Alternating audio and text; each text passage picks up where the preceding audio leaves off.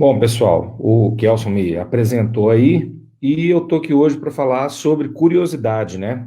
Que é, que é uma coisa cada vez mais fundamental, porque a gente está num mundo em que as fórmulas duram muito pouco. Como as coisas mudam muito rápido, as fórmulas duram muito pouco. Então, a curiosidade, a disponibilidade para o novo, para o olhar diferente, ela é cada vez mais importante. E eu vou mostrar uma telinha aqui para vocês, que é uma coisa mais simples assim, mas só para vocês entenderem um pouco do que eu estou falando. A gente, eu não sou biólogo, eu não sou nada dessa área, mas eu gosto muito de entender por que que a gente é do jeito que a gente é. Vocês estão vendo a minha tela? Acho que Então, o tema da minha conversa é Vencendo a Herança Reptiliana, ou como a curiosidade precisa superar o medo. E por que que eu falo disso? É, porque a gente vem de uma, de uma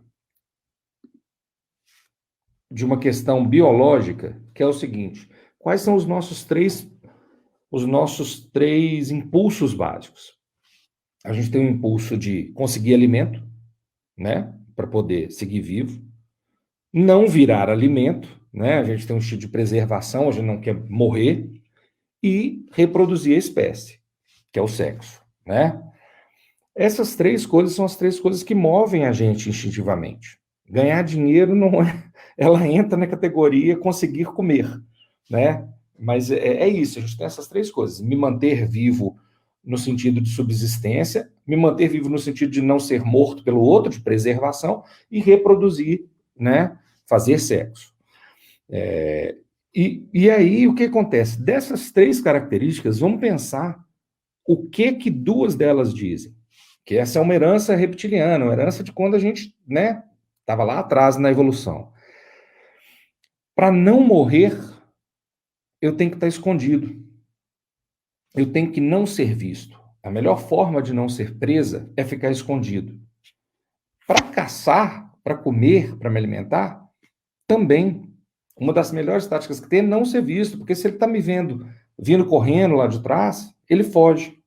Ou seja, o meu cérebro, em toda situação de preservação ou de subsistência, o que ele está me dizendo é o seguinte: cuidado, não vai muito lá, se esconde, fica quietinho. A única hora que a gente se mostra mesmo é no sexo. Por isso que o pavão tem a pena colorida, por isso que aqueles passarinhos fazem aquelas danças, por isso que a gente tem aquela coisa.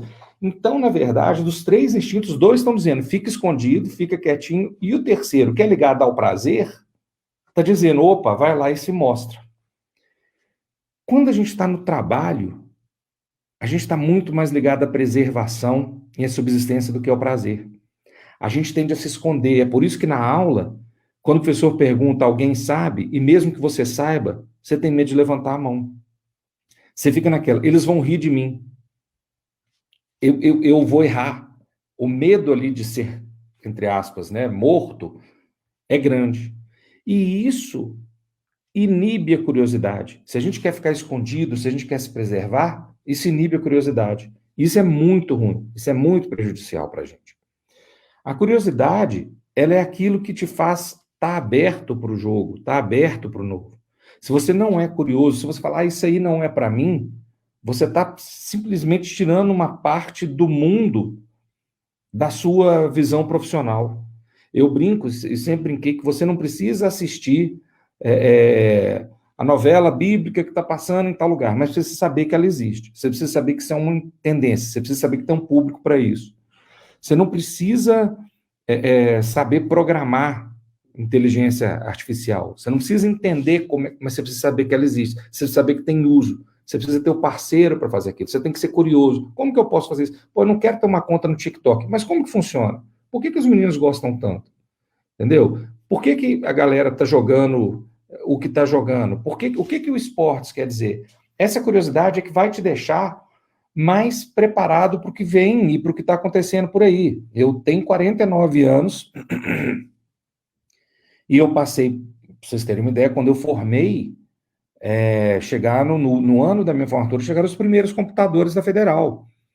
Então, eu formei sem internet, como matéria, e entro num mercado se adaptando, uma agência mudando formato agora de novo, a Square Egg eu fiz isso. Essa curiosidade, essa vontade de fazer o diferente é muito importante.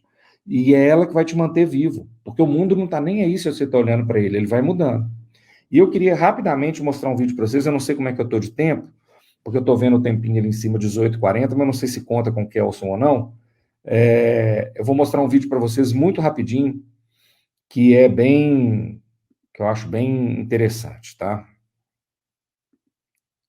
Só contextualizando o que é essa história, um cara morava no Alasca e criava esses cachorros de trenó.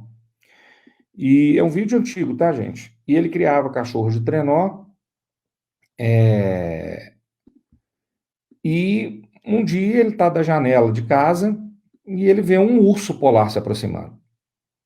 E aí, cara, a coisa complica, porque um urso polar se aproximando dos seus cachorros amarrados é complicado. Mas aí acontece um negócio que é muito bacana, que eu queria mostrar para vocês. President Brian Ladune keeps 150 sled dogs on the shores of Hudson Bay. Just like a complete city of dogs. Brian keeps his dogs on a spit of land jutting out into the sea. It's isolated and the best place to keep Eskimo dogs on Earth. It's isolated. It's controllable, except for the other locals. You see, one day in 1992, Brian watched helplessly as a starving polar bear strolled onto his land and headed straight for his dogs.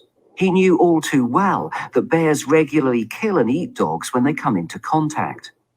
When I first seen things playing out, I did have great concerns. I was frightened and I wasn't sure what to do.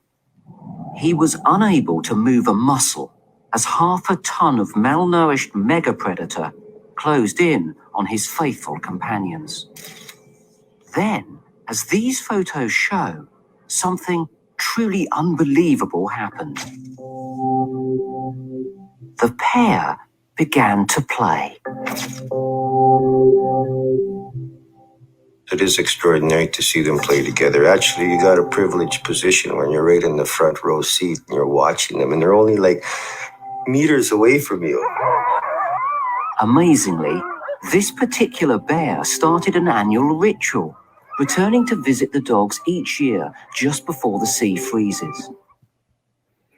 Eu não sei se vocês viram, se vocês entenderam, porque ele está em inglês, mas é isso. O urso se aproxima e quando o urso vai chegar, o dono está olhando, o dono dos cachorros está olhando e fala, pô, vai matar todos os meus bichos, cara, vai destruir meus cães. O urso se põe em posição de brincar e os cachorros aceitam e começam a brincar. Ou seja, a curiosidade de o que é aquela massa branca gigantesca que está vindo ali, em vez de deixa eu me proteger, proporcionou uma relação totalmente diferente. E o que é mais legal, esse urso começa a voltar todo ano, antes do mar congelar, e para brincar com os cachorros. E o que é mais legal, anos depois, ele começa a trazer outros cães, outros ursos, para brincarem. Ou seja, vira uma tradição parar naquele caminho para brincar. Tudo isso porque houve uma postura criativa, houve uma postura aberta, houve uma postura menos defensiva. É fácil? Não é. Nosso cérebro, como eu disse, está o tempo inteiro dizendo para a gente, se esconde, se previne, não se mostra, não vai lá, a não ser quando a gente quer fazer algo como o sexo. E aí vem a curiosidade, é encarar as coisas sempre com uma possibilidade de algo prazeroso. Não é olhar as coisas como tipo, pô, que saco, eu não entendo isso, pô, que saco, eu não conheço isso, não quero ver esse negócio, não sei nada disso. É o contrário. Poxa, deixa eu ver isso que eu não sei nada disso, deixa eu ver o que tem ali no que eu não conheço, deixa eu entender aquela coisa que eu não entendo. Se a gente adotar essa postura, a gente vai vencer essa barreira reptiliana que tem no nosso cérebro e que é muito importante para algumas coisas, mas que no mundo de hoje, para a nossa carreira, para a nossa vontade de ser melhor, de evoluir, de contribuir com a sociedade, com a profissão, com tudo, cara, é fundamental. Não sei como que eu estou de tempo, não sei se a gente abre para as perguntas, mas eu estou me preocupado, porque falaram que era 15 minutos, eu não quero atrapalhar a Poliana nem ninguém. Se deu tempo, ok, senão vocês me dão um sinalzinho aqui, tá tranquilo? Então tá. Mas então é isso, assim, essa postura da curiosidade, de olhar o que existe, como o que existe que você não conhece, como algo bom, e não como algo que assusta, é muito importante, entendeu? É isso que vai fazer a diferença entre o profissional medíocre que replica fórmulas e o profissional que se destaca. É o cara que pegou aquilo que ele não conhecia, foi lá e fez. Então eu sempre brinquei que a gente tem que estar pronto para brincar, a gente está pronto para jogar, entendeu? Tem que estar game on o tempo inteiro. Porque se chegar a hora em que disserem o seguinte, cara, vai naquilo ali, você tem que estar aberto para ele. Eu trabalhei numa empresa, e era uma empresa de inovação, e eu vinha de um mercado tradicional, eu já trabalhava com marketing digital, mas a parte de inovação eu não lidava. Então eu brinco que na primeira reunião que teve, eu cheguei, participei, e quando acabou eu chamei uma pessoa no canto, que é o Ronaldo Gazel, eu falei assim, Gazel, cara, eu preciso que você me explique o que é isso, o que é isso, o que é isso, o que é isso, porque eu simplesmente não conhecia os termos.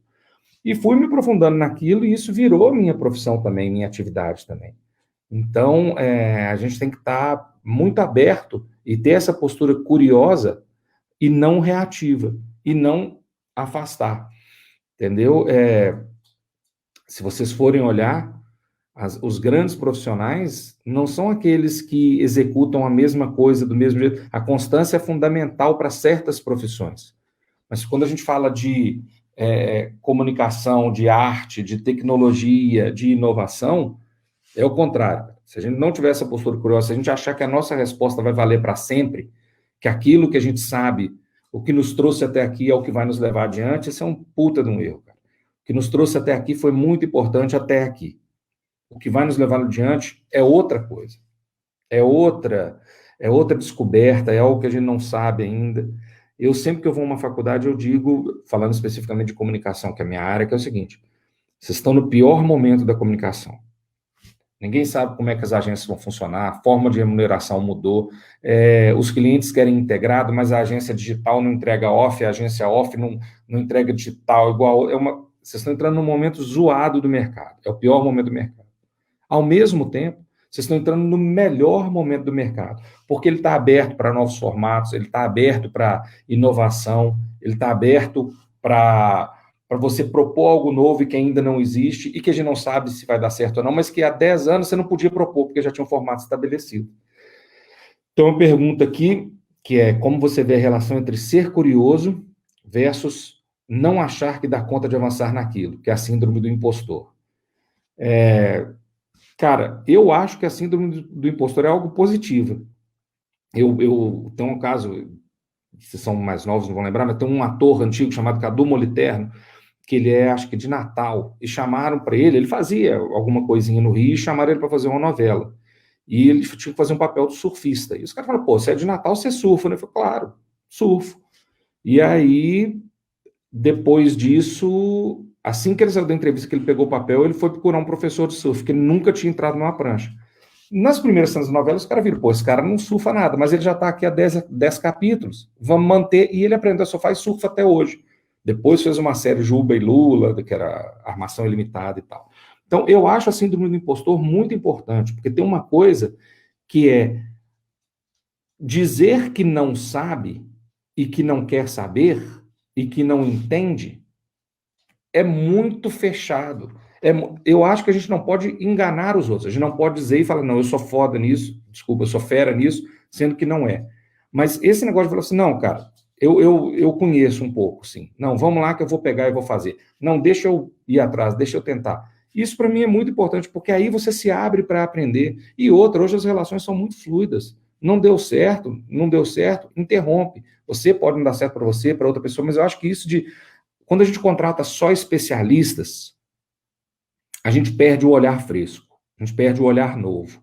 Então, essa questão de virar e falar, bora fazer e aprender enquanto faz, é muito importante, porque a coisa muda muito rápido. Quem sabe tudo hoje e amanhã já perdeu esse ponto de expertise, esse ponto de sumidade no assunto.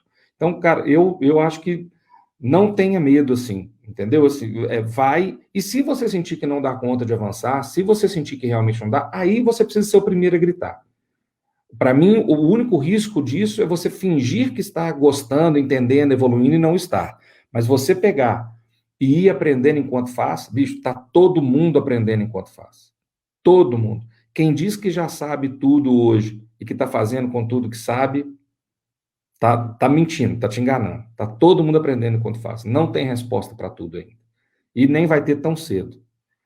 Então, é isso, cara. Entra no barco para fazer e para aprender, que é assim que você vai mais longe. Esteja aberto para ouvir, para olhar, para falar, aqui eu não dou conta, e aí avisa as pessoas, fala, isso eu não dou conta. Posso me dedicar mais, mas não dou conta. Ou não quero dar conta. Porque tem também, ser curioso não é ter que fazer tudo, ou ter que entender de tudo, não. É o que eu falei, tem que saber como é que funciona, tem que saber o princípio. Dá conta, quer fazer, tem interesse, vai lá. Não dá, dá o grito na hora também. Porque senão você vai voltar para o mundo antigo, né? Quer fazer o que tem que fazer sem gostar do que está fazendo. E aí é complicado pra caramba, né? Exatamente, a Poli colocou aqui, permitir ser vulnerável. É isso mesmo, acabou. Para mim, acabou aquele negócio do seu chefe sabe tudo, do líder sabe tudo. Hoje, os grandes líderes são aqueles que se permitem aprender com as pessoas que estão junto com ele. Que se fala, gente, eu não estou dando conta, vem me ajudar. Porque se você ficar nessa postura reativa, eu sei tudo, faz o que eu estou mandando, você não precisa de uma equipe. Entendeu? Você precisa de replicadores, e não é isso que traz valor para a empresa, né? Outra pergunta, como inovar na comunicação em um mundo onde as startups dominaram a pauta da inovação? Dá para fazer publicidade? Dá para a publicidade fazer o mesmo ou precisa mesmo se reinventar? Para mim, precisa se reinventar. Eu vou fazer um jabazinho aqui. Há 2 anos, eu saí da empresa que eu trabalhava, fui para o SXSW, eu já queria fazer uma empresa num formato diferente, fui para a SXSW para ver como que era a questão do trabalho remoto. Isso em março de 2019, não tinha pandemia. Assisti palestras sobre o Case Dell, voltei e montei a Square Egg. E falava para todo mundo o seguinte, a Square Egg é um hub criativo, ela não é uma agência. Ela aloca profissionais de várias formações, de vários segmentos, para a job, eu faço a coordenação estratégica e vou montando os grupos. Qual que é a vantagem? Você não tem o passivo trabalhista, você não tem a necessidade de montar uma equipe fechada e depender dela para todos os clientes, ou seja, às vezes você tem uma equipe que precisa atender uma coisa de alto luxo e uma siderurgia. Então, a gente monta a equipe por job e vai. E outra, não tem sede. Cada um vai trabalhar na sua casa. Os caras, isso não vai funcionar. O que salva a agência, o que é bom na agência é a conversa de corredor. O que é bom para a agência é o FII, é o cara que entende só daquela conta e toca naquela conta. A agência precisa de uma sala de reunião. E fui tocando. E o primeiro ano foi ótimo. Ótimo. Começa a pandemia, as pessoas começam a entender que o formato que eu tinha proposto como algo... E não fui eu que inventei, já tinha muitas empresas trabalhando assim, como algo revolucionário, na pandemia, vira o formato que todo mundo precisa se adotar. E a gente acha que isso é só uma mudança de local, trabalhar home office ou trabalhar presencial, e não é. Isso é uma puta mudança, e que, para mim, a publicidade se reinventa até a partir daí. Será que eu vou trabalhar por job? Será que o que eu vendo hoje é uma campanha, ou é um conceito, uma estratégia? E o desdobramento pode estar, inclusive, na house do cliente. É um novo formato de trabalho. Eu tenho trabalhado muito assim. Eu entro na cabeça do projeto, a gente entrega, o desdobramento é todo interno. Porque para que eles vão... Entendeu? Eles pagam... O cliente tem que parar de pagar por mídia e passar a pagar por inteligência. Passar a pagar por uma entrega macro. Então, essa, para mim, é uma puta de inovação da comunicação. Entendeu? E que precisa ser feita e que já tem gente tentando fazer, né? Não é fácil porque a agência está mudando o cliente, está mudando o mercado, está mudando, entra startup. Eu trabalho com startups, eu tenho 3 ou 4 clientes startup, que é isso, a entrega é o quê? Entra no planejamento, na formação da inteligência do negócio e o desdobramento é interno, né?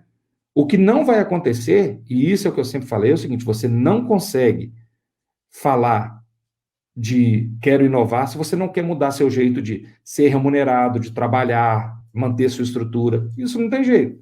Tem que mudar tudo ou tem que estar aberto para mudar tudo. Tem que estar curioso para ver como é que eles fazem em tal lugar. Como é que a startup faz? Como é que tal pessoa é remunerada? Como é que tal empresa é remunerada? Né? Então a curiosidade é fundamental para isso. Para entender que, de novo, o que te trouxe até aqui não é o que vai te levar necessariamente daqui para frente, né? O que você fazia e que dava muito certo há 10 anos, entendeu? A Nikon e a Canon eram excelentes marcas de máquina fotográfica. Vendia para todo mundo. Aconteceu com o mercado, né?